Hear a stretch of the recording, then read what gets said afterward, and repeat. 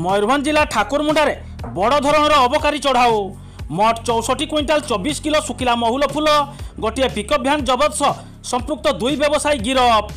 विलंबित सूचना अनुसार 27 तारिख सोमवार संध्यारे रायरंगपुर अबकारी डेप्यूटी सुपरिटेडेंट सौम्य रंजन बेहेरा और तांको कर्मचारी एवं ठाकुरमुंडा अबकारी थाना अधिकारिणी भारती नायक और तांको कर्मचारी मिलित चढ़ाऊ रे ठाकुरमुंडारू विपुल परिमाणर सुखिला महुल फूल जबत होइतिबा सूचना मिली।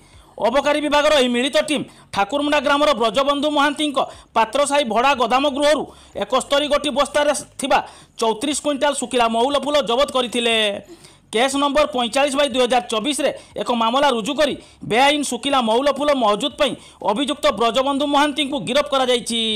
सेहीपरि कप्तिपदा निकट खोलाड़ी ग्रामर सर्वेश्वर जेना ठाकुरमुंडा बजारु OR 11G 6149 नंबर विशिष्ट एक महिंद्रा पिकअप भ्यान रे 30 क्विंटाल 24 किलो सुखिला महुल फूल लोड करी जाउतबा समय रे एही टीम हाबुड़े पड़ जाइथिले। अबकारी विभाग 46/2024 रे एक मामला रुजु करी अभियुक्त सर्वेश्वर जेना को गिरफ करने सह सुखिला महुल फूल एवं पिकअप भ्यान को जबत करिछि। उभय अभियुक्त को 28 तारिख मंगलवार कोर्ट चालाण करा जाइछि बोली अबकारी थाना अधिकारिणी भारती नायक सूचना दैचंती।